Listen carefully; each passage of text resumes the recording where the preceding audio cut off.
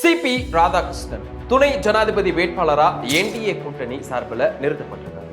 மாநில அரசியல்லையும் தேசிய அரசியல்லையும் அனுபவம் பெற்றவர் தான் சிபி ராதாகிருஷ்ணன்.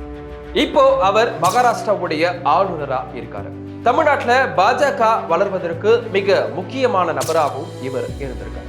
குறிப்பா கோவை மாவட்டம் உட்பட கொங்கு பகுதியில இவரோட செல்வாக்கு அதிகமாவே இருக்கு.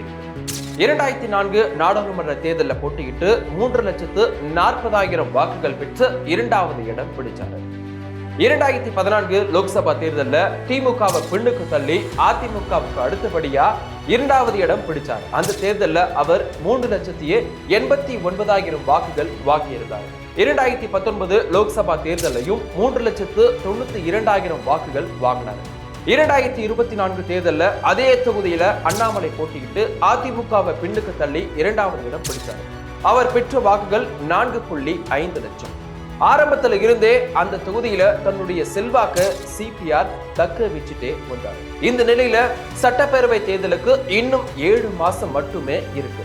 அதுக்கு முன்னாடி இந்த துணை ஜனாதிபதி தேர்தல் நடக்க இருக்கு. இவருக்கு ஆதரவு தரணும்னு பாஜக இப்போ திமுக கிட்ட ஆதரவு கேட்டிருக்கு.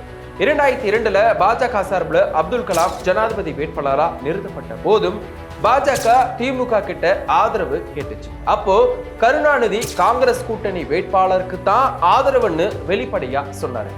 இத்தனைக்கும் அப்துல் கலாம் கட்சி சார்ந்த நபர் கிடையாது. ஒரு தமிழருக்கு ஆதரவு தரலன்னு திமுகவுக்கு எதிராக அந்த விஷயம் பிரச்சாரம் செய்யப்பட்டுச்சு. இந்த நிலையில தான் திமுக சிபிஆருக்கு ஆதரவு தருமான்ற கேள்வி இப்போ எழுந்திருக்கு.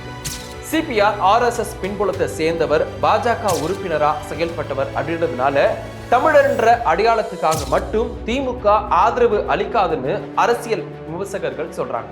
அதே நேரம் தமிழ்நாட்டுல பாஜக வளர்வதற்கு சிபிஆர் மூலமா காய் நகர்த்தலாம்னு குறிப்பிடப்படுது. அதாவது 2026 தேர்தலுக்கு கொங்கு பகுதியை குறிவச்சு வாக்குகள் பெறவும் இந்த தேர்வுன்னும் சொல்லப்படுது.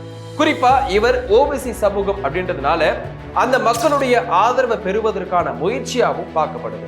ஆனா இதெல்லாம் 2026 தேர்தலில் திமுகவுக்கு எதிராக எந்த அளவுக்கு பிரதிபலிக்கும் அப்படின்றது திமுக மக்களிடையே எந்த அளவுக்கு ஆதரவை பெறுவாங்க அப்படின்றதுல தான் இருக்கு.